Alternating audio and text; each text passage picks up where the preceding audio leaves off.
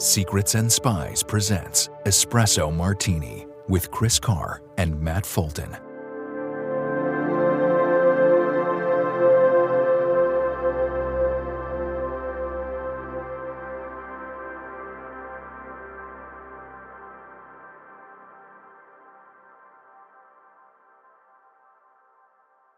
Hello, everybody, and welcome to Espresso Martini. Matt, how are you? Well, hello, Chris. I'm okay. Probably more rested than I was last week, but hey, it's all right. How are you? Yeah, that's good.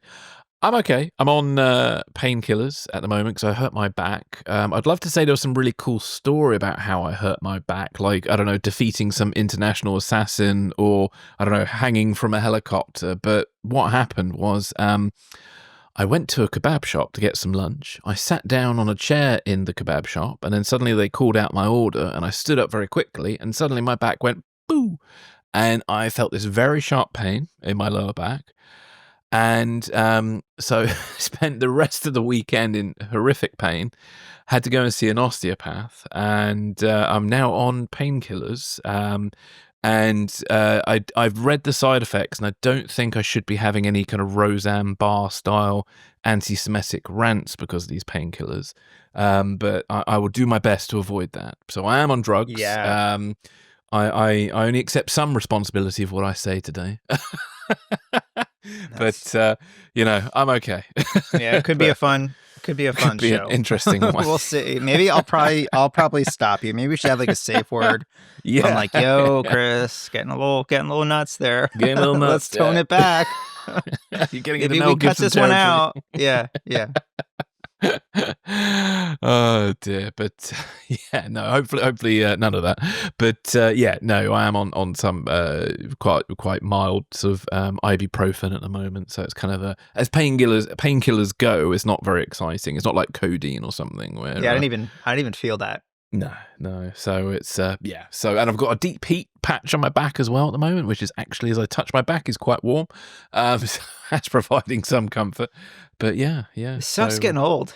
I know it does. It does indeed. Yeah. I wish there was some exciting story for it, but sadly there is not. Last winter, I was out walking. It was actually on a jetty. That's not really important to the story, but I was out walking on this jetty. And I get back home, and there's this, like, I had like hiking boots on and stuff and everything. Like, it wasn't out there in like flip flops or some dumb like that. And yeah, there's just like this pain in my ankle that I don't know. Like, when I was out there walking, like, I didn't do anything. I didn't sprain it or twist it or anything like that. There's just this pain in my ankle, and a couple days go by and it's still there. And I'm thinking like, well, shit. Like, did I do something out there? Did I tweak it or whatever? Yeah. So I had like a regular physical with my doctor, like very kind of shortly, like around that time. So I went in and I asked her, like, hey, what's up? Can you, check this out? So she sends me in to get like an x-ray and everything. So I have to go to, it's another appointment on another day, go in at the ass crack of dawn to get an x-ray on my foot and everything. And then they look at it and they're like, yeah, there's nothing there. You're fine. You're just like, okay. So I'm just old, and that just happens. Not even that old. Yeah. Yeah. I'm not. Yeah. So, to be fair, in my 30s, I had this weird ankle issue, like yourself, and it went on for months. I had acupuncture. I tried all sorts of things. Nothing worked. And then I went on holiday to Wales with my wife, and we walked up Mount Snowdon. And my legs, by the end of walking up and down Mount Snowdon, were in such pain, and I was walking like John Wayne for like a week afterwards because of whatever muscles had been used. But after that, my ankle pain was all gone. So maybe you need to walk up a mountain. Maybe we'll see. We'll see. I don't really have a lot of mountains around me. No. Okay. There's my medical advice. I mean, I can get to mountains, but it's going to take a little bit. But yeah. Fair enough. So we'll see. Well, mountains and ankles and backs aside, today we're going to be looking at some interesting topics. We've got President Trump wishes to designate Mexican drug cartels as foreign terrorist organizations. Then we have the NSA are deleting 27 banned words from their websites and internal documents. Then we've got President Trump has said he wants Ukraine's minerals in exchange for US support. And then we will wrap up looking at Iran's new drone aircraft carrier, which is actually quite something. So we'll kick off with the cartels, which is one that you picked out, Matt. So I'll let you tell us a bit about that. Yeah, this is an ongoing story that we've had for the last couple of weeks since the inauguration. So here's some of the key details. Over the past several weeks, U.S. military surveillance activity along the southern border and in international airspace near Mexico has spiked dramatically, fueling speculation about the Trump administration's evolving approach to combating drug cartels. At the heart of this effort is President Trump's longstanding interest in using military force against cartels, an unprecedented move that faces significant legal, diplomatic, and strategic hurdles. While Trump has designated cartels as foreign terrorist organizations, or FTOs, he signed that order, I think it was the day of the inauguration, I believe. It was one of the first things he did. Experts note that this classification alone does not grant direct military authority to conduct strikes or raids inside Mexico. Instead, Trump could invoke broad executive powers under Article 2 of the Constitution, the War Powers Act, or even Title 50 of the United States Code, which allows covert military operations without host nation approval, though each path carries risks of escalating tensions with Mexico. Another option could involve the CIA's paramilitary Special Operations Group, which has experience conducting covert operations in foreign countries. While direct assassinations are barred by executive order, the White House could argue that targeting cartel figures falls under a different legal framework as it has in past counterterrorism missions. The heightened military surveillance supports this shift in strategy. An RC-135V Rivet joint aircraft recently conducted an unprecedented intelligence gathering flight over the Gulf of California along a region of northwest Mexico dominated by the Sinaloa cartel. Other recent ISR flights along the southern border, which involve P-8 Poseidons and even a U-2 spy plane, indicate an effort to map cartel activity, establish patterns of life, and identify high-value targets.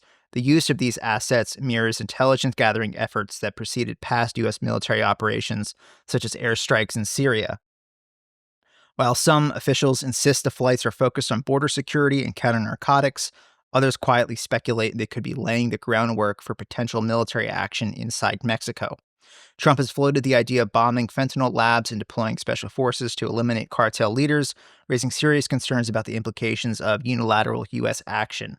While the cartels are violent criminal enterprises, they differ from traditional terrorist groups in key ways. They are commercial organizations deeply embedded in Mexico's political and security structures. Moreover, unilateral U.S. strikes could provoke fierce retaliation from cartels and create diplomatic fallout with Mexico, whose government has already rejected external military intervention. Mexican President Claudia Sheinbaum has pledged cooperation with the U.S., but maintains that cartel fighting operations must remain a Mexican-led effort. This confluence of legal maneuvering, intelligence gathering, and military posturing suggests that Trump is seriously considering expanding military involvement in the fight against cartels. Whether this remains limited to intelligence sharing and counter-narcotic support or escalates into direct military action remains uncertain, but the signs are increasingly difficult to ignore. Chris, what do you think about this one? Well, my first thought was, have we stepped into Sicario or clear and present danger, which obviously gets mentioned in the article? Yes. Which, the U.S. military and the intelligence services take the war to the cartels. It all sounds very exciting. And, on one hand, the cartels are a real problem. And they've got a lot of blood on their hands, etc. Both from direct actions and then just from the products they sell. But this this is sort of reminiscent of when President Nixon declared a war on drugs, which gave expanded powers back in the 70s to law enforcement and military tackling the illegal drug trade. And it also kind of reeks a little bit of people who think that there's a military solution for everything. And I think, there will be some successes, definitely, but in the long run, I doubt any military use will lead to the end of cartels. It may lead to the end of some organizations, but they will fracture and rebuild, not in a dissimilar way to like how Al-Qaeda and has sort of led to ISIS. I think the issue of designating drug cartels as terrorist organizations, as you said, is a complex one. It does have valid arguments sort of on both sides, but cartels obviously do, like you were saying, engage in violent tactics that are similar to terrorists, but their primary motivation is economic. So by designating them a terrorist organization is going to become very problematic if you really look at the kind of legalese around all this.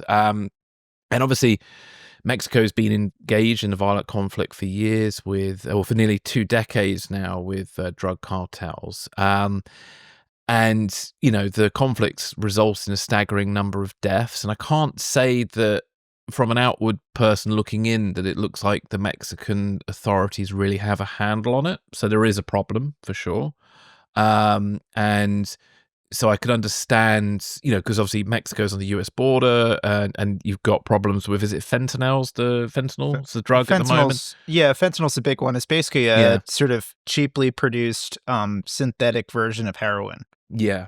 So I can understand kind of the alarm caused by these drugs going across the border. So I don't want to sort of dismiss it and say, well, because there's a very easy knee-jerk reaction to this to say that, all the drug cartels are a Mexican problem. Mexicans should deal with it. And I think they should primarily deal with it. I think maybe if the US government, with its vast resources, came up with a solution that involved Mexico, that would be the better option, because I think the US military just sort of going in and blowing up random targets without Mexico's approval, I think is really a bad way of going about this. And I don't think that's going to help anybody. And I think that will probably lead to, again, you've already got a problem with people trying to get across the border because some of them are escaping the cartels. You're now going to have people trying to escape US military force and the cartels. And so you'll probably have an even worse border problem if you guys do start going in and attacking the cartels in a way similar to Sicario or Clear and Present Danger. You mentioned earlier, obviously, the rivet joint was used, and the rivet joint, obviously, for those who are not completely in the know, it's a spy plane that is used to sort of scoop up electronic and signals intelligence. So it kind of looks at SIGINT, which is the primary type of data the rivet joints collects. It involves intercepting and analyzing electronic signals, which can be further divided into communications intelligence, or COMINT. And this involves intercepting and analyzing communications between individuals and groups, such as radio transmissions, phone calls, and internet communications. The rivet joint can listen in on enemy communications to gather information about their plans, intentions, and capabilities. Then you have ELINT, which is electronic intelligence, and that involves intercepting and analyzing signals from radar systems, air defense systems, and other electronic devices. And this can be used to identify the locations and capability of quote-unquote enemy forces, and can help then develop countermeasures to whatever they have. Then you've got the Electronic Order of Battle, or EOB, or EOB. I'm not sure if EOB's the right acronym for that, but that's by analyzing the electronic information intelligence data. The rivet joint helps build a comprehensive picture of the enemy's electronic warfare capabilities, and kind of provides a larger picture of everything. Also, the rivet joint can collect geolocation data, and it can pinpoint the exact location of signal emitters such as radio transmissions and radar systems. And obviously radar systems would be very important if the US Air Force get involved with doing bombing campaigns, etc. Then you mentioned earlier as well the P-8 Poseidon and the U-2 spy planes. So the P-8 was an interesting choice of plane in this scenario because obviously it's typically for anti-submarine missions and surface warfare missions. Now, my first thought was maybe it's looking for narco subs, but then also I realized the P-8 has a very high resolution camera on it, which also the U-2 has as well. Yep. And to me, that suggests the planes have been, the rivet joint's been collecting like the ELINT and figuring out where things are. And then the U-2 and the P-8 are kind of going in to get proper high resolution photographs of what these sites are and who's at, what's there. Do the cartels have anti-aircraft stuff, etc.? Who knows? I doubt they do, but they might have access to like stingers and stuff. But I can't believe the cartels in Mexico have like proper anti-aircraft systems. I could be wrong. There, but it doesn't strike me as the sort of thing that you'd be easily be able to hide in Mexico without the authorities knowing about that. Right. So it's a very complicated thing. My initial feeling is that I feel like the Trump administration, again, they're kind of using the tactic of shock. So are they using the tactic of shock to provoke a debate so the Mexican authorities come up with some sort of viable plan with the American government? Or is Trump really going to kind of go in, quote unquote, all guns blazing and lead a kind of campaign against these cartels that do not involve the Mexican government, not too dissimilar to the mission that took out bin Laden. Because obviously by turning the cartels into a terrorist organization, it opens up new legal powers that the president could evoke to be able to do this. Somewhat. So, what are your thoughts on all this, Matt? This is an issue that I think I said in our first episode right after the inauguration, when we were talking about, how we were going to cover the administration and stuff. This is one of the things I said. I'm supportive of this in theory, but the specifics of how high they plan to turn up the heat and what role the Mexican government will play here, to me, are key on whether or not this is a good idea. It's not like the idea of going after the cartels in theory. Yes, I'm supportive of that, but it really depends on how you're going to do it and to what degree the Mexicans are going to be involved here. I mean, in the last 15 to 20 years, we talk about, these cartels being designated as FTOs or foreign terrorist organizations. In the last 15 to 20 years, far more Americans have died by fentanyl or other narcotics that are pushed by these cartels, right, than have been killed by terrorism in that time. And so, we should respond in kind, I think, is a very compelling argument. I find that to be a very compelling argument. I honestly think this is a place where Democrats should have taken this more seriously. This has come up a couple times in the last few administrations, this question. That said, the idea of coming back to the question of Mexico's involvement, Mexico's cooperation here, there are a host of sort of legal and diplomatic issues for the Mexicans as well. So the Mexican Senate has to approve deployments of foreign troops in the country. There's numerous other legal restrictions that govern how much cooperation Mexican authorities can provide. There's also just the issue of a lot of units inside Mexico's security services and the armed forces are co-opted by the cartels to quite a degree. So there's, the internal threat issue of what units are more trusted than others. And that's definitely, I'm sure that's something that we're considering right now. Allowing the U.S. military to use force inside Mexico has always been sort of a political red line for the country. However, would we have respected the Taliban's wishes for us not to enter Afghanistan and go after Al-Qaeda after 9/11? No, we wouldn't have. That said, the Mexican government isn't the Taliban and Mexico isn't Afghanistan. So it's important to make that distinction. That to me is very important. So a CIA-run covert action under Title 50 of U.S. Code, or some JSOC task force that is attached to CIA's covert action authorities, does, I think, fall into a sort of different political or legal gray area. But that cooperation would also be contingent absolutely on zero loss of life or property for Mexican civilians. And all of this gets far more needlessly complicated if you're engaged in a trade war with Mexico while all this is going on. So, does this look like we can, if you want, get into the specifics of what I would be interested in doing if I was up on the 7th floor at Langley, thinking about this. Something of this scale, you would really want to run it out of the National Security Council anyway, because it's bigger than just the CIA or even JSOC. But one question, sorry. Yeah. Where would the DEA fit into this? Because surely this is their remit, isn't it, over the CIA? Yeah, that's an interesting sort of question. Okay, let's unpack that.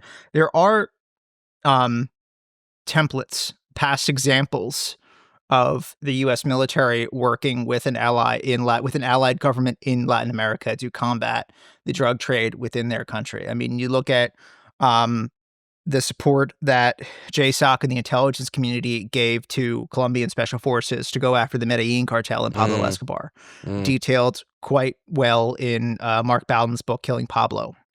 There's an arm of JSOC. Originally, they were called the Intelligence Support Activity. Their code name has changed often in the years, but at the time, when we were going after Pablo Escobar. They were called CentroSpike. And this is at a time when the concept of SIGINT and intercepting cell phone calls was very sort of new and novel, right? So the Medellin cartel, they were big advocates of using cell phones for their communication instead of like wired other sort of terrestrial radio systems and like, wired kind of phone systems. They believed wrongly that cell phones couldn't be intercepted. And CentroSpike had all kinds of operations that they put into Colombia to intercept those cell phone signals, those cell phone calls.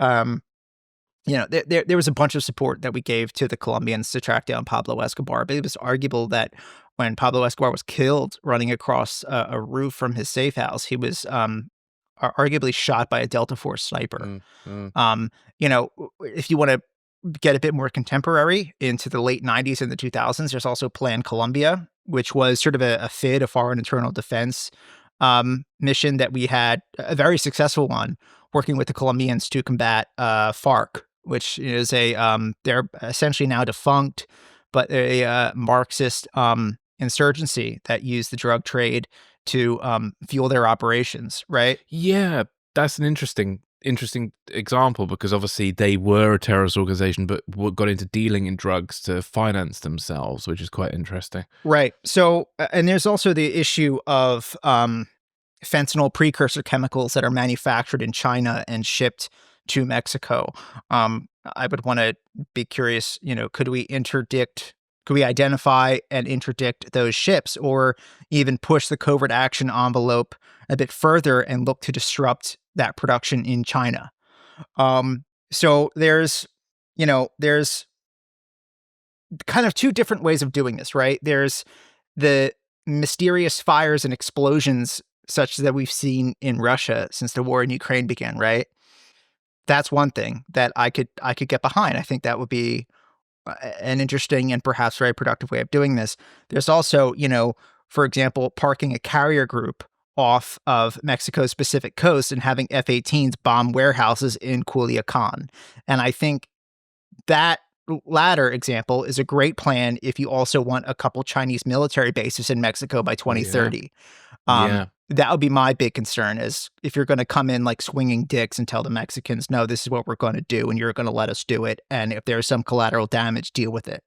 That's a big issue. So rather than generating a target set and going down the list, blowing each one up, I'd want to gather an impeccable, and perhaps these flights speak to this. There's a lot more intelligence gathering going on right now than just the flights that you can see on flight radar. Oh, yeah. I want to gather an impeccable intelligence window into the core workings and internal politics of these cartels before I took a shot at anybody. I'd want to know, if I press this button here, what's going to happen way far down the other side of the web. Does that mean creating divisions and stoking strife and distrust within the cartels? And you're somewhat getting into, Sicario territory. Yeah. How will these actions affect the drug market here in the United States? I'd also want to bring in the DEA and work closely with their field offices and state and local law enforcement on strategically making arrests and seizures of narcotic supplies on these cartels' distribution networks in the U.S. And, how can that be timed and calibrated with what, say, CIA and JSOC is doing inside Mexico to maximize the kind of chaos that you're inflicting on this whole industry, right? CIA and the U.S. Treasury, I think, should also have a role in cyberspace and in financial markets, manipulating the underpinnings of the whole industry. You'd want to inflict maximum damage, disorder, and financial loss with as little kinetic force as possible. And I think that's really key here. Any plan also has to take a comprehensive approach with the issues that fuel the cartel problem in Mexico, which is, of course, Americans' appetite and demand for narcotics. I mean, that's that's $1 million question. I mean, we've been trying to figure that out since the 70s, right, with the war on drugs, and haven't had much success overall in the long run. there's also the issue of the supply of weapons from the U.S. into Mexico, which is how the cartels arm themselves. You have to address that. And the economic problems that Mexico's tourism industry will suffer when Americans can no longer safely travel there because we're at war with the cartels, and they all now have any American inside Mexico now has a massive target on Very their good back. point. Very good point. Yeah, international, because also basically anybody who looks like they could be American, whether they're American or not, will suddenly become a target. And yeah. Well, that's something that when you consider a plan such as this, right, that gets really serious about, taking the fight directly to the cartels, and you designate them a terrorist organization, your actions could, when they respond, could look quite like a traditional terrorist organization. I know this has been in the idea of confronting these cartels, is a real concern that U.S. law enforcement, intelligence, military personnel in the U.S. or their families could be made targets by this. The cartels, even through the cartels themselves, even through like street gangs, like MS-13, Mexican Mafia, organized crime groups like that in the U.S., they're sort of used by the cartels as like subcontractors on the ground here, right? Or as like enforcers. So they have deep reach into every part of the country. It's not just border communities that we're talking about here, right? These cartels have deep reach into every corner of the country to a degree that ISIS or Al-Qaeda has never even remotely come close to. Very true. So when you consider that force protection issue here, to me, that's not an argument against doing this at all. But I think that has to be, you have to, as you're planning this, you have to account for that threat and take proactive measures to mitigate it before you do it. Like, know that Americans could see extreme levels of violence here in the country as a consequence of what we start doing against these cartels in Mexico. You just have to be realistic about that. Well, one guest on this show many years ago, Robert Mazur, he's the guy who was played by Bryan Cranston in a film called The Infiltrators. He was a guest on this show, and he cannot show his face in public because he's still a target of the cartels. Yeah. So when I interviewed him, I was just dealing with a black screen. That's how serious it is, how much of a reach they have.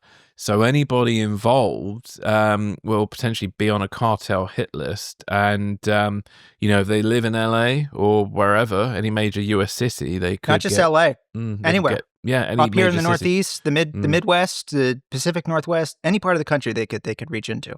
Yeah. So it's there will definitely be some sort of blowback if you're not careful. So, one would hope cool heads would prevail with this. I wonder if Trump's desire to appear like he's doing something might cause action to happen sooner rather than later, which may not be as well thought out as it could be. So I don't know. That's the thing. There is a responsible, well-calibrated, thoughtful, and probably tactically and strategically effective way to do this, right?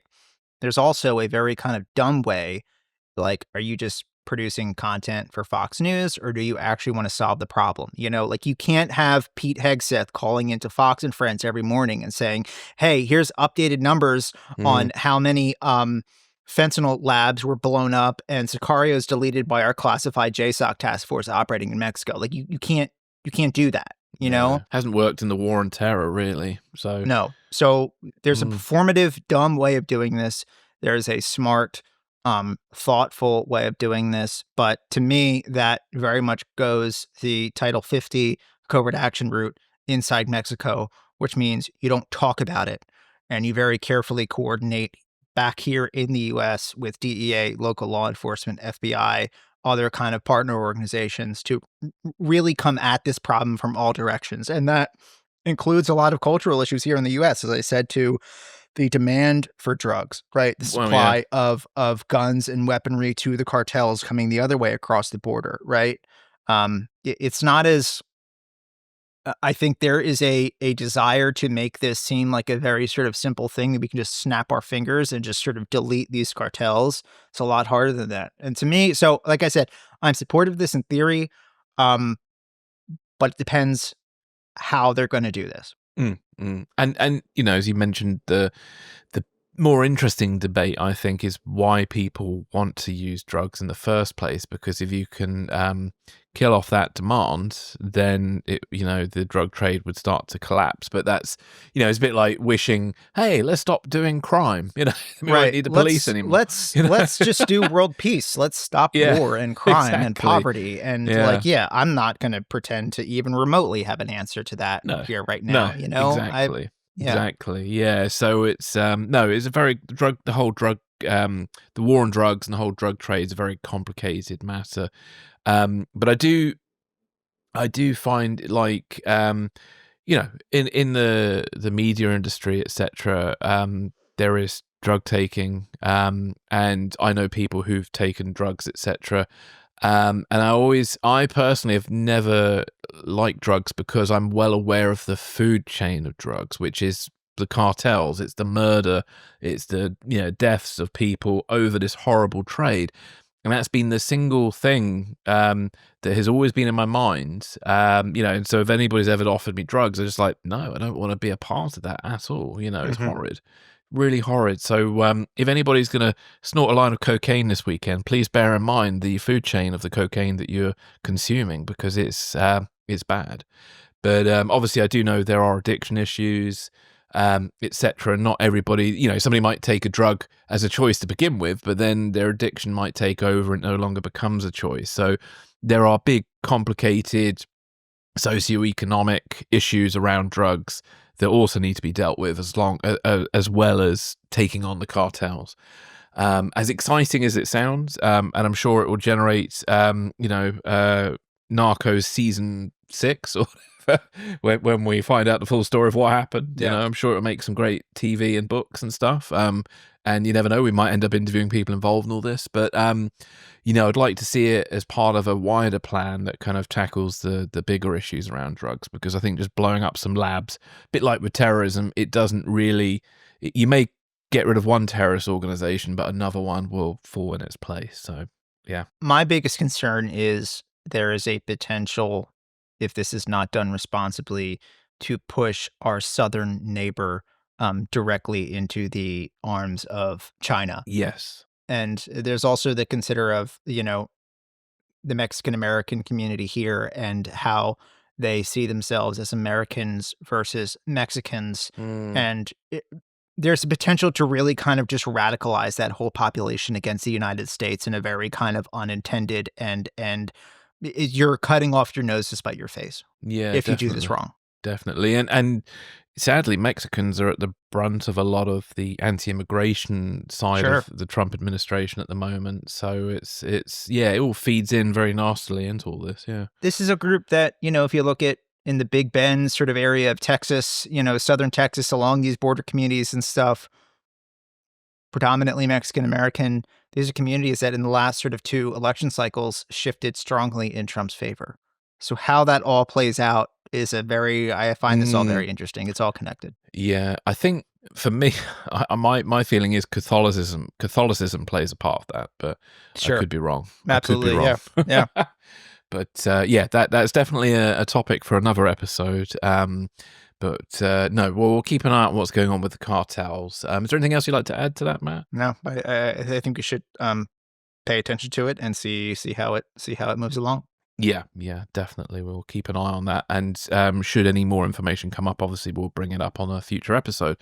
So let's move on to a story that is affecting the US at the moment, and in particular the NSA, the National Security Agency. So there's an article titled "The NSA Big Delete" that was by Judd Ligum and Rebecca Crosby for the Popular Information Substack.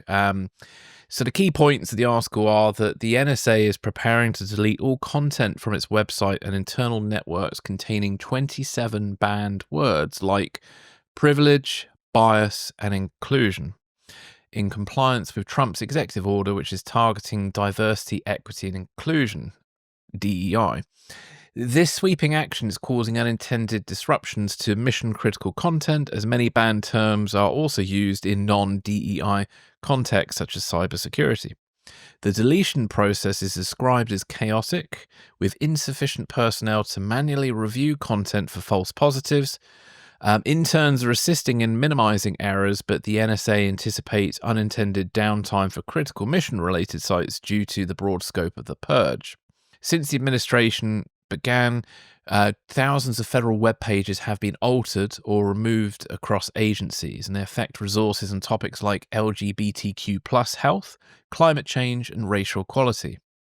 Words like diversity and inclusion were deleted hundreds of times from various departments, and references to transgender individuals were removed from federal websites.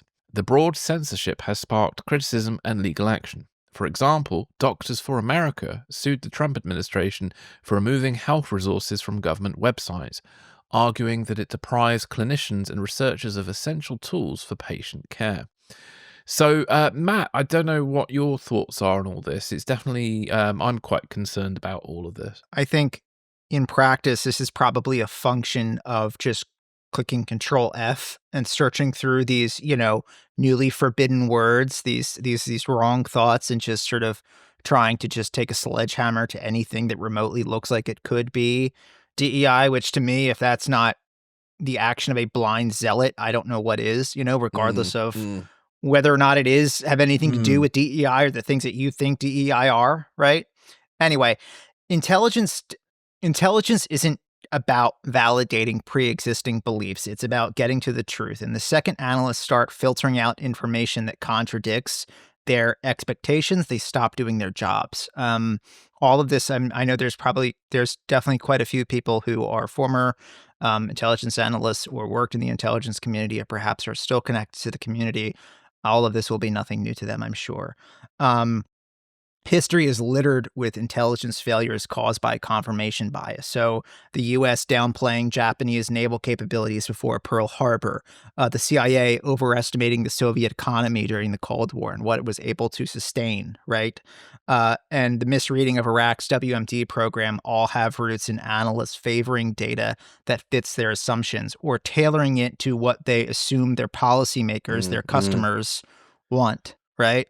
So adversaries know confirmation bias is a weakness as well and actively feed false narratives that align with what policymakers or intelligence services want to hear, what they think they want to hear, right? So disinformation campaigns succeed when they reinforce pre-existing narratives. Russia's playbook relies on feeding the West's own biases back to it, whether through manipulated social media or planted sources. Look at how often Soviet propaganda during the Cold War exploited the civil rights movement in the U.S., right? All their propaganda efforts that were aimed at the Black community here, right? Trying to sort of undermine their sense of American patriotism, like, why are you serving this country that so vehemently despises you, just because of your skin color? The Soviets pushed that stuff quite heavily because they knew it was a wedge issue that would fit and played to biases inside U.S. culture, right? Intelligence isn't just about collection. It's about informing action. And if decision makers are only getting intelligence that confirms their assumptions, they'll make bad calls. As you said, the lead up to the Iraq War is a case study here. Policymakers wanted evidence of WMDs, and the intelligence community delivered it, ignoring or downplaying contradictory reports. And from that, we got the Iraq War. I ask why the No More Stupid Wars crowd keeps making decisions that seem guaranteed to get us more stupid wars. I leave that question for the audience. Avoiding confirmation bias isn't about ideology. It's about professionalism. The best analysts understand that their personal views don't matter. What matters is what the facts say. Intelligence should never be about finding what you want to be true. It's about finding what is true, no matter how uncomfortable. Now, training analysts to recognize their own biases should be seen as fundamental as tradecraft itself. And I think some of what you've seen here at NSA will filter down to professional development and trainings that are used to instruct analysts on how to recognize confirmation bias and prevent it in their own reporting will probably suffer here because that will seem like evil DEI and we can't have that, right? Yeah. Structured analytic techniques like devil's advocacy, red teaming, competing hypotheses all exist for a reason. They force analysts to consider alternative explanations and look at evidence they'd otherwise miss. organizations should actively discourage dissenting views. That's not just true of the intelligence community. That's true of any large organization, even small organizations. If everyone in the room agrees, something's probably being overlooked. So the fact that the NSA is reportedly deleting references to confirmation bias is almost self-parody, I think, at this point. If the intelligence community can't even name the problem, how does it expect to avoid it? You don't eliminate bias by pretending it doesn't exist. You eliminate it by acknowledging it, challenging it, and making sure it doesn't cloud your judgment or the information that you offer up to your customers, the policymakers. That's what I think. Yeah. Well, isn't one of the fundamental parts of your country's constitution about freedom of speech? And like, how does that work in when we start having lists of words that are now forbidden or books that are being banned? It's ridiculous. Well, it's against the spirit of the First Amendment and freedom of speech, I think. But I think a lot of this is people weaponizing the First Amendment and trying to bastardize it to mean things it fundamentally does not mean, right? So the First Amendment means that the government cannot charge you with a crime for saying something, right? Like in Germany, Elon did that "I give my heart to you" kind of gesture. He would be arrested immediately, right? In the US, the First Amendment says you can do that, right? Yeah. Like it's not illegal to do that. However, the First Amendment does not protect you from consequences for saying things that are widely seen as disgusting or distasteful. It doesn't mean that everyone else has to kind of just go along and not criticize you for it, right? We have the First Amendment right to say, that's awful. I don't want to associate with you. Yeah, we're just sort of getting into dystopian novel territory of having lists of banned words. I just find it totally alien concept that we suddenly now there are agencies that can't say certain words, and especially about diversity. As you were saying, diversity is a very important thing, and especially in national security. You mentioned World War II. What I would say is the brilliant minds of men and women, both straight, gay, neurodiverse, disabled, of different races, who came together and effectively outsmarted Nazi Germany, because Nazi Germany's biggest flaw was a lack of physical and intellectual diversity. And, Alan Turing, a gay man who cracked the Enigma code, who basically saved lives and maybe even shortened the war. And yet in this new sort of territory moving into, he would probably be banned from working for the NSA because he's a gay man. It's ridiculous. Well, Alan Turing's a hard thing for me to talk about because it's one of those things I'll just get irrationally pissed off. And he wasn't treated well in his lifetime either. Let's be honest about that too. No, I'll leave that alone. As far as, I don't think the NSA are passing policies that would ban them from hiring a gay analyst or something. I don't know that that's. Well, this war on DEI feels like we're going that way. I could be wrong. It creates a cultural assumption, right? That there's been other accounts in the last few weeks of agencies getting these directives from OPM, from the White House, saying, you can't, we're not doing X, Y, and Z regarding DEI anymore, right? And how that is interpreted in ways that are just bad in so many ways. There was a display at the NSA's in-house museum, the National Cryptologic Museum, pioneers in cryptologic services or something, and it was analysts and officers who came from these minority groups, right? This display at the museum was covered up with brown butcher's paper. Yeah. And there was an outcry about it on social media, and it got removed, and they were like, no, that's not what we want to do. I think what happened there was someone saw these directives coming down from on high and interpreted that as, we should probably cover that up. And I think that is more realistically the issues that you have here. I know what happened here with NSA, with these words, of which confirmation bias was one of them, right? You sort of control F and go through, and anything that has these forbidden phrases, okay, get rid of it, without any consideration of being aware of and trying to combat and train against confirmation bias in intelligence analysis and reporting has nothing to do with these hot button controversial social issues in the United States. I think any sane person would recognize that. But if you're just coming through and just, leveling anything that even remotely sounds like it, that's how you make these stupid mistakes. Yeah, indeed. And in the article, you mentioned that obviously now this is wasting resources away from important things that the NSA should be doing, because now the NSA effectively are chasing their own tails internally, trying to comply with this situation. It's ridiculous. Yeah.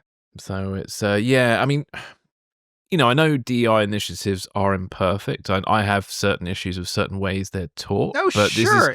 But this is not how you improve them. Definitely in need of tweaking. But, swinging the pendulum back this far is just so... again, this is example with some of the issues with fighting the cartels. You're cutting off your nose to spite your face. You just take it way too far, and some of the things that are done to sort of correct, they would say, some of these programs, it's to me, it's nothing if not the work of a blind zealot. Yeah, indeed. No, it's definitely not going to improve anything. And if anything, then there'll be a kind of counter move to all this in time that might be even worse than the current. Because my issue with the DI at the moment, obviously, it's not very well sort of regulated the way it's taught, so you get very vastly different experiences depending on who your tutor is. And I've filmed and participated in a few kind of workshops, and some of them do kind of go very deeply into kind of Marxist philosophy about the way of looking at the world, which I just don't think really helps anybody. It just sort of, if anything, it confuses people. I've always felt it should be more focused on sort of empathy and just understanding that not everybody is playing with the same deck of cards as you, and to treat every individual with respect, no matter who they are. Because I think the other downside of DEI is it's sort of, everybody's suddenly become very hyper aware of people's background, but then they're still making assumptions about people based on their physicality, when really you should judge people by their character. And I've always believed in deal with the person in front of you, no matter where they come from, who they are, what accent they have, whatever they look like. Who are you dealing with there and then? What are they telling you about themselves? Just listen to them. And that's the only thing you can do. And I think more practical advice like that would be more useful in a lot of this DEI training, which unfortunately I find at the moment is some of it just gets very out there. But it, again, doesn't excuse what the Trump administration are doing, because I think this is not the way to deal with that, because, there should be a better way to set a standard and a world standard with it, really. I think it's eminently possible for an intelligence agency as large as the NSA, to the largest intelligence agency that we have within the community by far, especially if you include the sort of services, the armed services cryptologic elements that kind of plug in and support the entire enterprise. You could even extend the aperture out to include all of U.S. Cyber Command if you wanted to. Like, colossal organization, right? Thousands of people all over the world. It's possible for the NSA and the CSS to calibrate those programs in such ways that you described without banning use of the term confirmation bias, right? Which has all kinds of dumb unintended consequences. Yeah, indeed. And I always find it ironic, the people who talk a lot about bias tend to be the most biased people themselves. Yes. By rule of thumb. So there we go. Well, is there anything else you'd like to add to that, Matt? Or you? Nope.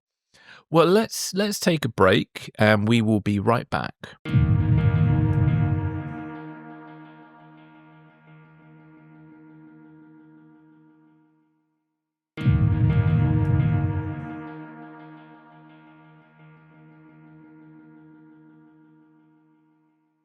Right, welcome back, everybody. So our next story is how President Trump says he wants Ukraine's rare earth elements as a condition for further support. So this is, I'm going to just give some key points from an AP News article by Zeke Miller, President Trump indicates that he wants to condition continued US military and economic support for Ukraine on securing access to the country's rare earth materials, which are critical to the high-tech economy. He claimed Ukraine is open to such a deal. Trump criticized the disproportionate level of US assistance to Ukraine compared to European nations and emphasized the need for tangible returns, stating, "We're putting in hundreds of billions of dollars. They have great rare earth, and I want security of the rare earth." Trump suggested that, yeah. So that's apparently what he said. All right, sorry. Proceed. Carry on. Trump suggested that talks are underway to end the Russia-Ukraine conflict, claiming a lot of progress has been made, and he reiterated his goal to quickly stop what he called the ridiculous war. Ukraine's President Volodymyr Zelensky stressed that any negotiations about Ukraine without his direct involvement are unacceptable and dangerous. While acknowledging a general level contact with the Trump administration, he emphasized the need for more detailed in-person discussions. So, Matt, what are your thoughts on all of this? Yeah, the situation around these negotiations is kind of very fast-moving and kind of beyond the scope of what we were just talking about here with their rare earth materials. I've never been quite entirely, at least since the election, been filled with kind of like dread and despair as far as the Ukraine situation has been. I know there are definitely people listening who feel differently. Perhaps as this develops going forward, I will be brought to feel the same way as well. My sort of operative, like, okay, I'm gonna pay attention to how Zelensky feels, what he says, and how he seems to feel about these negotiations. And if he starts to freak out and gets upset, then okay, I will weigh that more heavily than people on Blue Sky, saying that this is bad. Like if Zelensky seems okay with this, okay, fine. I will cool it a bit, Um I there were statements that Pete Hegseth made, I believe it was yesterday as we were recording this in Brussels about how there'll be no U.S. peacekeeping forces, about how it's not realistic for Ukraine to go back to its pre-2014 borders and all that stuff. And, whether I think it is objectively true that it is not realistic for Ukraine to go back to its pre-2014 borders, I find it interesting, though, that the Trump administration and all these sort of other issues of foreign policy, whether it's the tariffs in Canada or Mexico, or with whatever dumb shit they want to do with Greenland, they start at this sort of maximum strength, maximum pressure negotiating position, right? They start way the hell up here. And then, that's where they start negotiations, and then it sort of gets brought back down to earth. I do find it interesting that they can't bring themselves to apply that same tactic here. Yeah, that's a very good point. I would ask that question as to why. Why aren't we starting with maximum pressure, madman Trump theory with the Russians and negotiating on Ukraine? So, yeah, John Bolton asked about that too, because he believes that he's saying that Trump surrendered to Putin. Right. As far as how these negotiations will actually look and the question of rare earth materials and stuff that could be provided to the U.S., okay. Like it's let's see the details, at least that's where I am right now. I think it would require a lot of investment in the sectors of the Ukrainian economy for them to be able to extract, refine, and export this stuff. I'm not nearly an expert on what would be required for that, but that's also a concern. I also think this could be a critical way for Ukraine to sort of rebuild the country. Right? All the infrastructure, everything that's been destroyed, entire cities flattened over the course of this war. So I don't want to strip them of these natural resources just because, I think this really has to be handled ethically. But as far as the larger question about Ukraine and everything, we're going to be talking about this a lot more in the coming weeks as this ramps up. However, like I said, I do find it interesting that they have sort of no ability to start with that maximum pressure, madman strength, alpha male kind of, maximum strength, alpha male kind of vibe that they do with everything else. Why they can't bring that to the table here negotiating with Ukraine about Ukraine, I don't. Open question for me. Yeah, it's a very good open question, and it does. Trump always seems to behave very differently when it comes to Russia. I don't know exactly why, but I've certainly noticed it myself. But Pete Hegseth ruled out NATO membership, which again is something that helps Russia. And again, that's a card that they've just slapped on the table. And sorry, you were about to say something. Well, it's one of those things that, like, as far as going back to the pre-2014 borders, realistically, and I think we could have said this if Kamala Harris had won the election too, any settlement to end this war, unless you're going to fight for a couple more years, right, and really sort of try to put yourself in the advantage to put yourself in an advantageous position to demand this. They're not in a position right now to get back to the pre-2014 borders, nor are they in a position to sort of demand NATO membership. It's not, you know what I'm saying here? Like, that's not that he's right. That isn't a reasonable thing to expect with peace negotiations if you're going to start them right now, right? However, but headlining with that is just problematic. Yeah. Exactly. Why are you starting with that?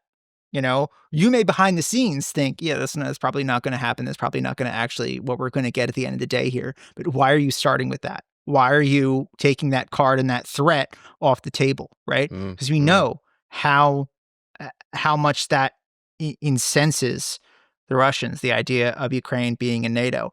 They've earned the right to be in NATO. I think they would be arguably one of the most effective members of NATO if they were to join, well, yeah, I'm personally for if they can qualify, they should join, because obviously then to join NATO, you can't be in an active conflict and have a dispute about your borders, I believe, is the issue that prevents them, because obviously NATO don't want a new member to suddenly invoke Article 5 the second they come in the door, because that's not great. I just want to make sure it's clear here what I'm, and tell me if I'm not being clear here. The sort of split between Ukraine deserves NATO membership, they would be a incredible asset to the alliance, right? However, it's not quite realistic to expect that they would get that in a peace negotiation deal if you start those negotiations right now. However, why is the administration just sort of throwing that card away in how it approaches the Russians right now? Is that, am I being clear about that? No, that is clear. That is clear. It immediately feels like appeasement. That's what it feels like. Yes, with that they don't quite do with anyone else. No, which is suspicious. It's the polite way to put it. But yeah, we won't go too far into that. But one thing President Zelensky said, that obviously if Donald Trump withdraws US support for Ukraine, Europe alone will be unable to fill the gap. He also said he would offer lucrative rebuilding contracts to get Trump on his side, which Trump was aware of all this before Wednesday's phone call with Putin, and then Hegseth's comments after that. So obviously Trump he doesn't appear that bothered by the rebuilding contracts, etc. Even this talk of the kind of materials has sort of vanished slightly. So is a bit of a weird one. He approaches every negotiation. I think this is kind of all he knows. It's the only lens through which he's able to see the world. He approaches everything as if he's negotiating a deal for granite countertops for some condo in New York, right? Yeah. Yeah, hence the Gaza comments not long ago as well. Exactly. It's like he wants to rebuild Atlantic City. It's like, It's not quite Atlantic City. Deals are his art form. And if you've been to Atlantic City recently, it's not exactly a stellar example of success. But, I mean, and that's also one of the things too. Like, I think, we've talked about this, how I feel that, whereas I believe the U.S. should always be there as a key sort of partner and guarantor of European security, and I would extend this to Ukraine as well, it cannot be the only guarantor of European security. The Europeans really need to step up and not keep unilaterally disarming. So, our defense budget can account for that, while the Europeans get to spend that money on all these great social services that American taxpayers don't have themselves. It's not fair. Yeah, And definitely. there's a middle line between like the U.S. abandoning NATO and withdrawing all its forces from Europe, as opposed to like alone being Europe's entire defense apparatus. Does that make sense? It does. And I think certainly in the early 2000s, Europe was on this sort of mindset of disarming, and obviously peace activism was very big, etc. And and I think that there wasn't much of a will to. I mean, Germany was came up as a point of criticism for many years because they were behind on their GDP contributions to NATO, etc., and they were refusing to rebuild their tank forces, etc.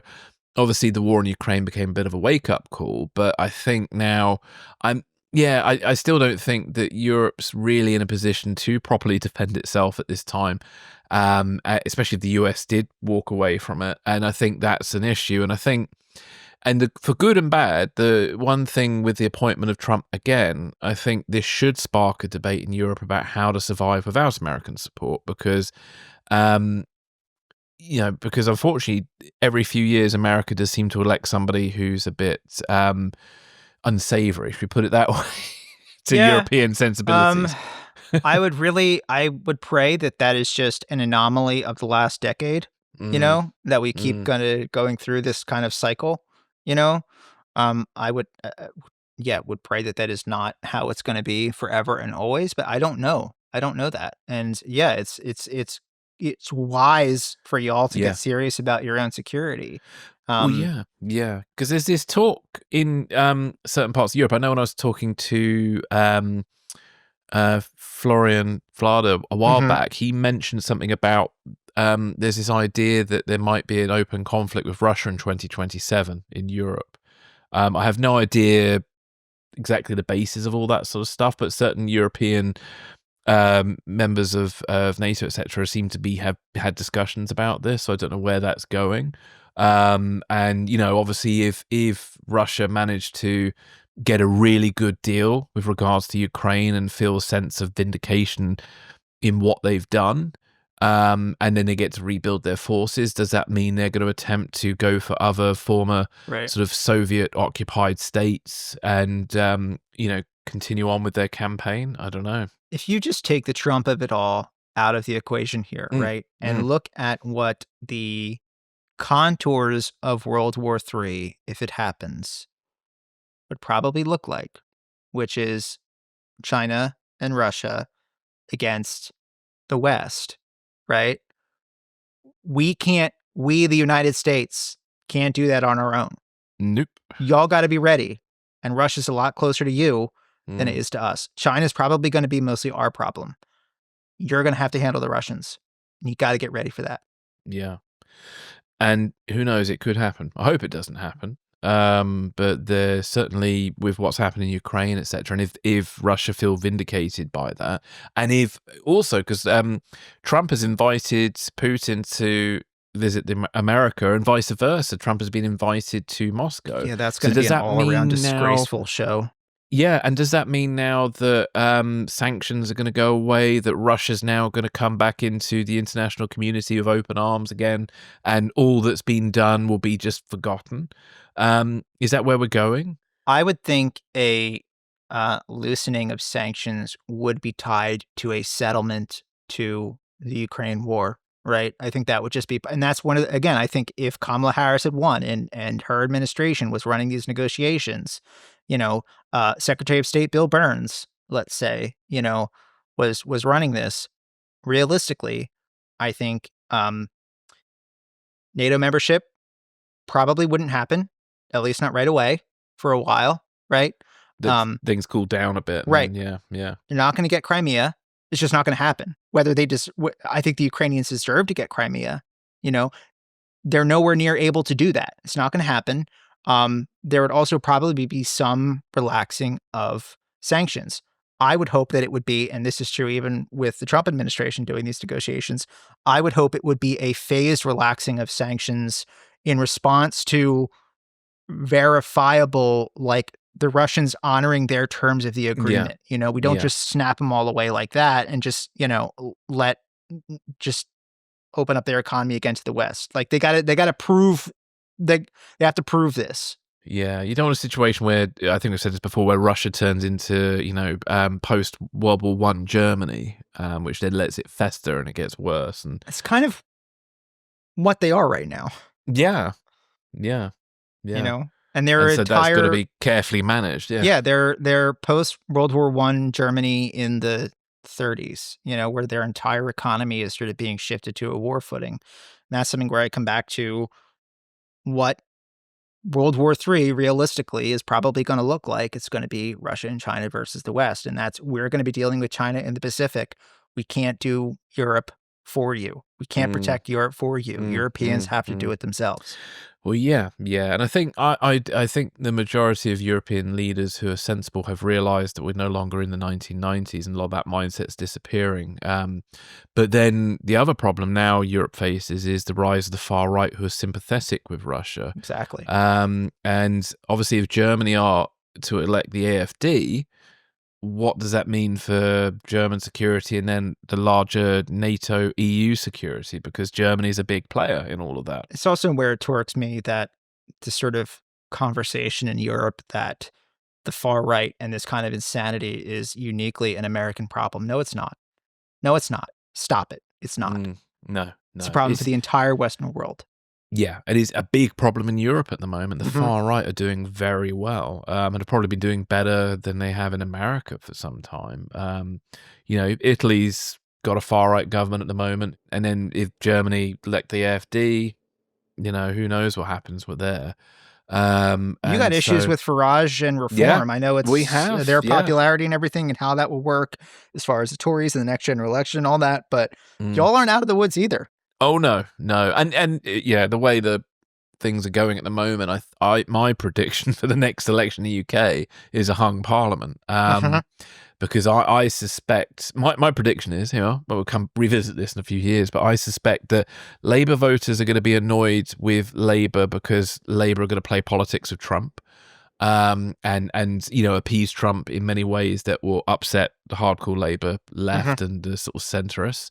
I think the next local elections, the Conservatives won't do as well as they should have, and so that will probably lead them to reconsider their views with regards to Nigel Farage and whether or not they should team up.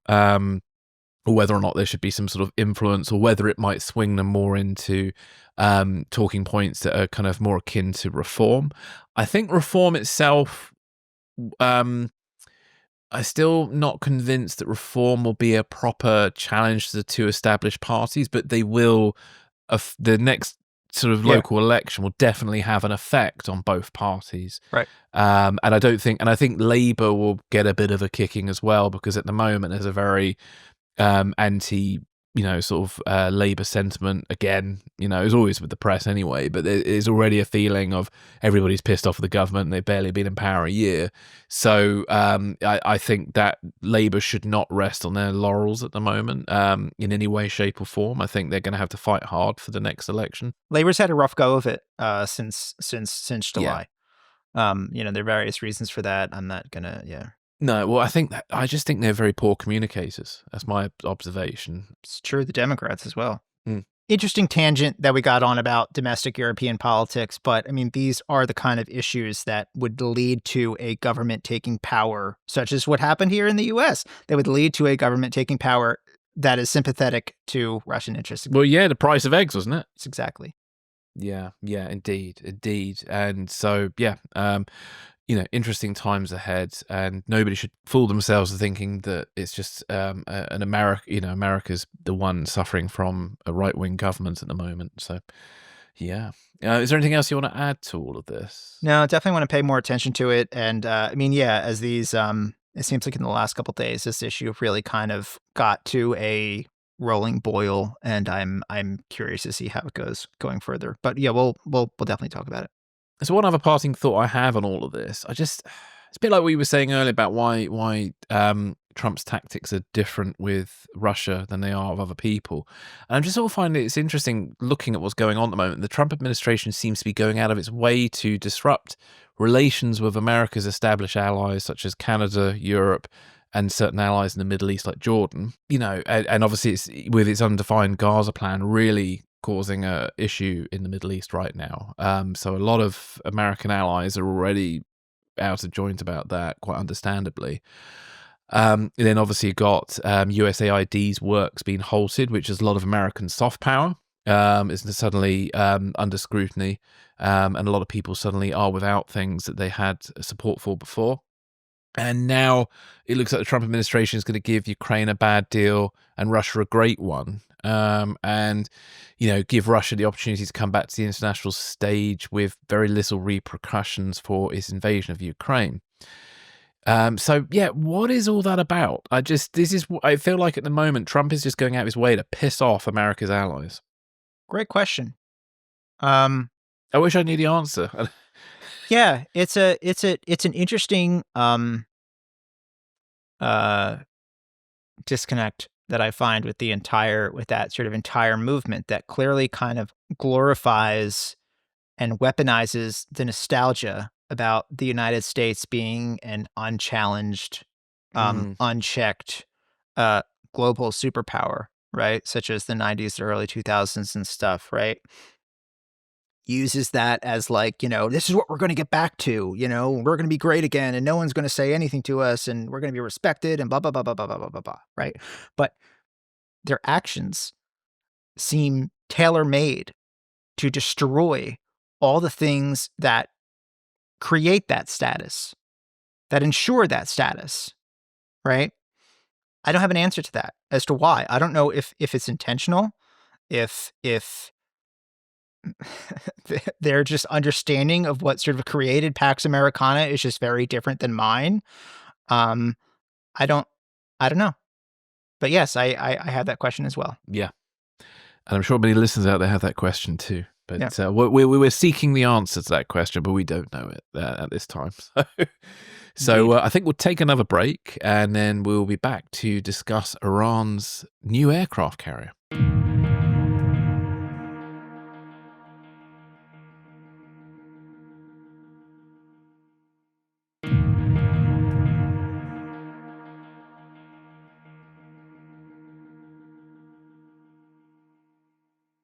Welcome back, everybody. So our next story is about Iran's new aircraft carrier, which actually, looking at it, is a pretty interesting bit of kit. But Matt, you picked this out, so I'll let you talk to us a bit about it. Sure. Yeah. So it's a great article breaking this down in the war zone. So Iran has officially commissioned its unconventional new drone carrier, the Shahid Bagheri, a repurposed commercial container ship now serving the Islamic Revolutionary Guard Corps Navy.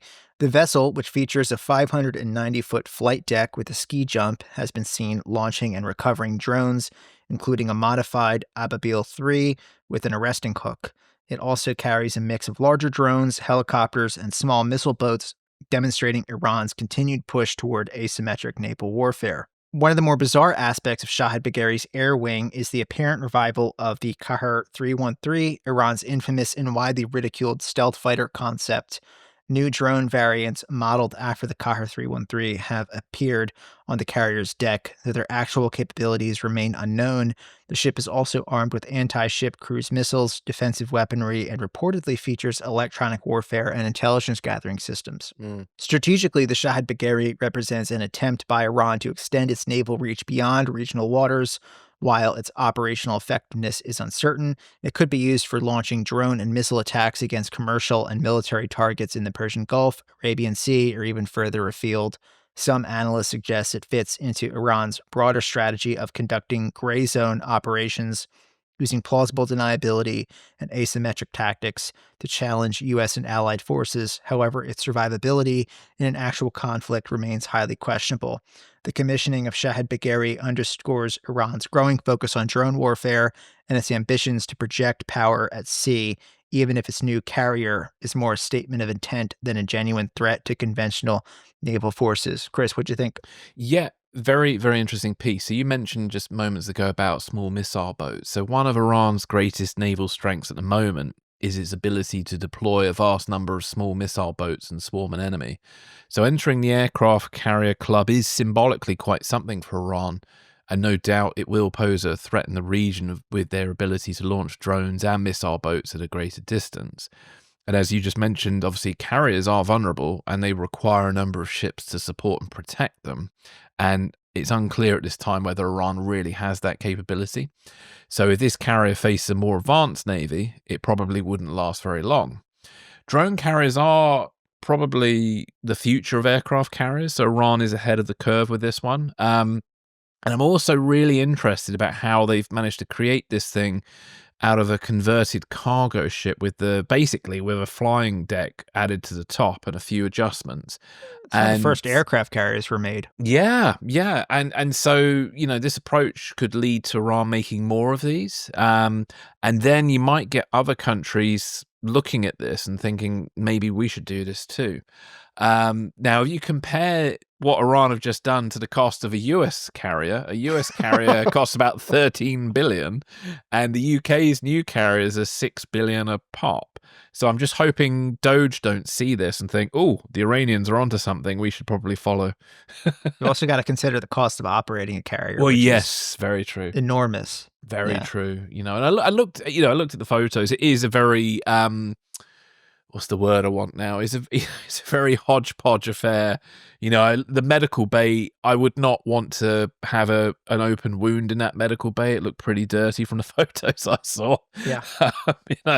But I think it is a pretty, I don't want to dismiss what they've just done, because I think actually, in many respects, if one's desperate, you could put those together fairly quickly. And it should, this World War III scenario happen and we suddenly need to get a lot more drones out there, it's worth considering this as a worst case scenario, this kind of way of building an aircraft carrier. But it's, I think the Iranians have done something very interesting. So it's easy to dismiss it. I don't think it poses a huge threat at this time, but if they start to build a lot more of them, then maybe. But my worry is, will other people in the, other countries start thinking we need to do this too? Yeah. It's an interesting design. It's kind of like the 3D printed version. It's like 3D printed guns. They're not brilliant, but they kind of work. And this is sort of the equivalent of that, really. It's an interesting design, perhaps a poor man's aircraft carrier for sure. As I said, like the very first carriers produced by the U.S. Navy and the Japanese, the Imperial Japanese Navy, those were the first ones. I don't think the Royal Navy did this as well to an extent. I would have to go back and look in some of those books over my shoulder. But yeah, there were other just sort of conventional warships that they slapped a flight deck on top of, So this is very much... We did it during the Falklands for Harriers as well. Right. It's an interesting approach. It certainly, I think, capitalizes on a lot of the Iranians kind of developing or emerging weapon systems that they believe work, or kind of give them more of a bang for their buck, whether that's, the small swarming missile boats, these various kind of drone platforms that they developed that are kind of interesting. I mean, they've seen a lot of success, I guess you could say, in Ukraine for sure. That said, this ship is kind of a floating coffin for the entire crew. It would be a burning patch of oil and debris on the top of the Persian Gulf in the opening hours of any conflict. Like one sortie from a B-2 could sink this thing.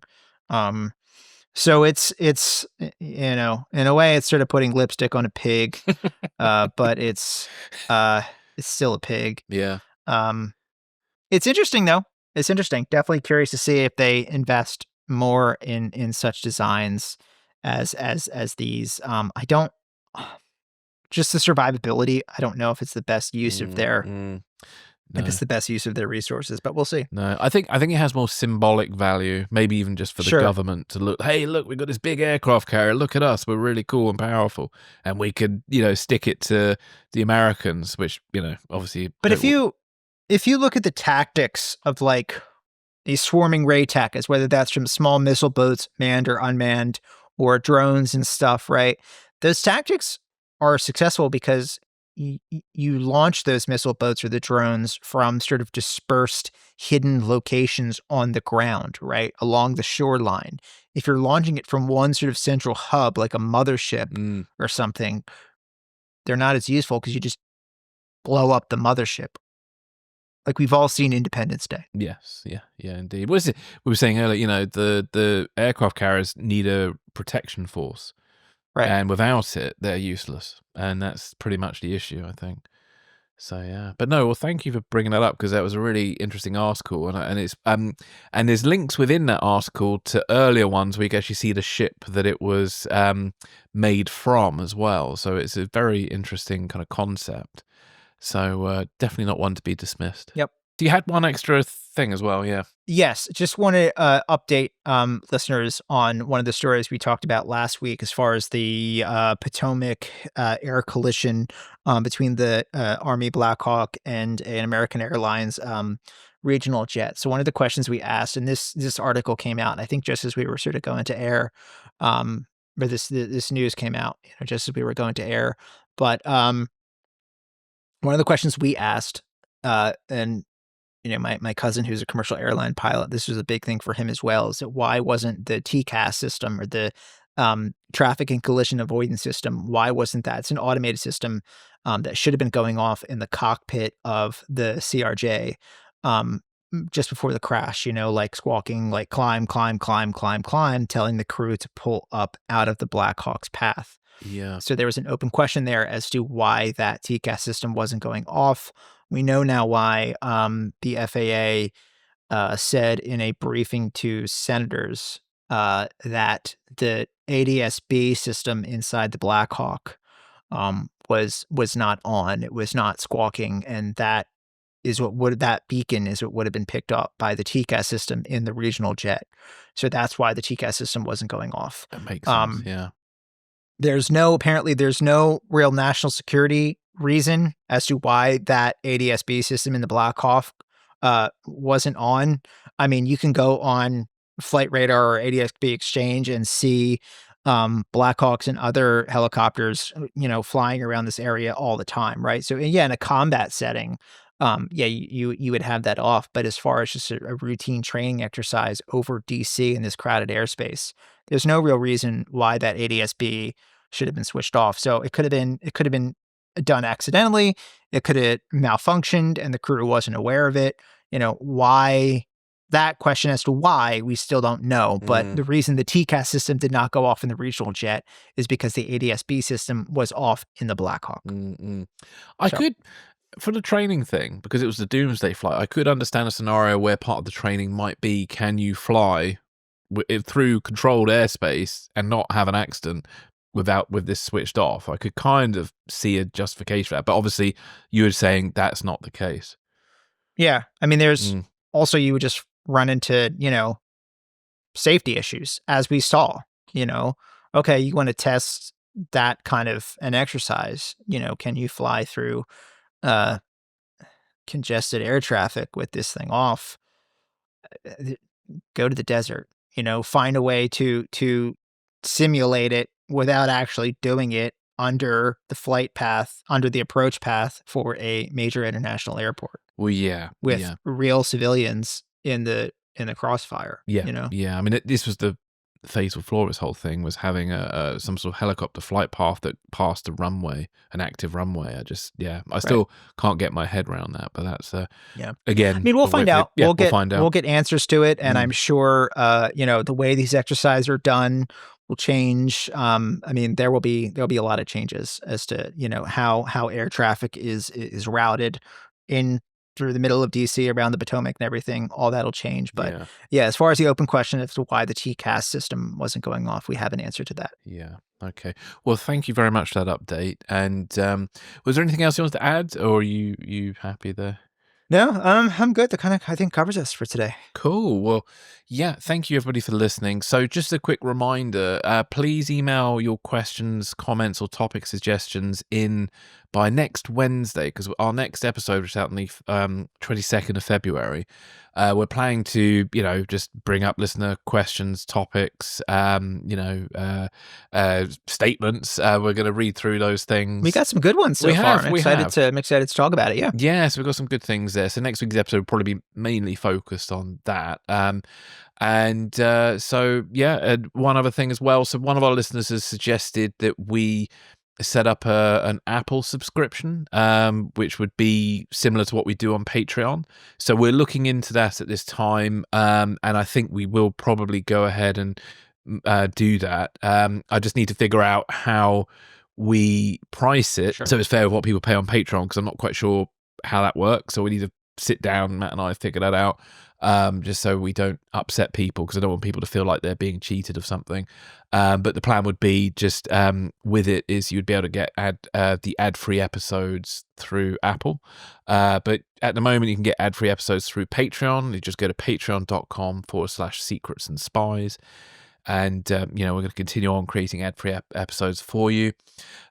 Also, if you like this show, you can get merchandise for it at our Redbubble store. It's just, if you go into the links in the show notes, there's a link to our Redbubble shop. I can read out the URL if you really want me to, but it's just redbubble.com/shop/AP/609349996. Click on the link, it's just easier. Yeah, it's in the show notes. It's in the show notes. And don't forget, we have a YouTube page, so you can now watch us talking to each other. And that's just, just type in Secrets and Spies podcast to the YouTube page, and you'll find us. And we're playing around with YouTube at the moment and just understanding, because it's a totally different space for us. And we're still sort of navigating that, but we're picking up a nice little following on YouTube now. And for our YouTube followers and listeners, thank you very much for your support. We really enjoy interacting with you. We've had some, comments come through there. So, thank you again for watching us. And my big request for everybody, if you enjoyed this episode, please share it. Please share away, because it helps us then, connect with a wider audience. That's really helpful. Don't forget to connect with us on Blue Sky, Instagram, Facebook, and Spoutable.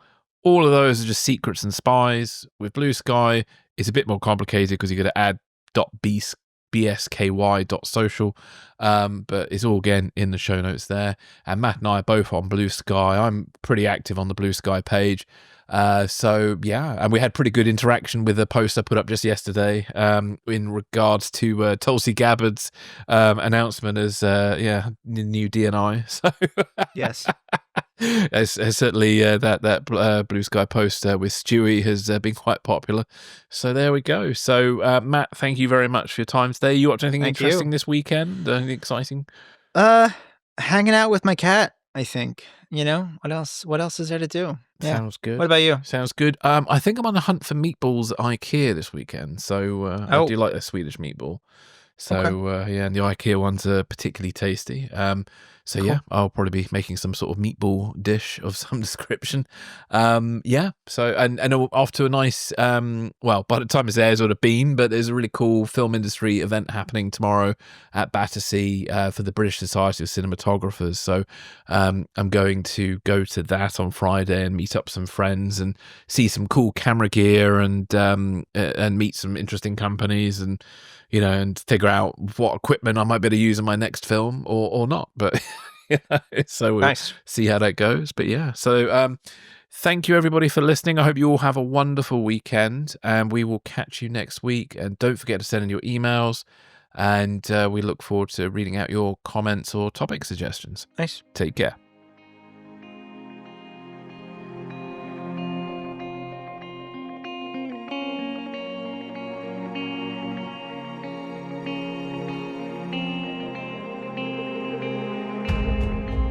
Thanks for listening.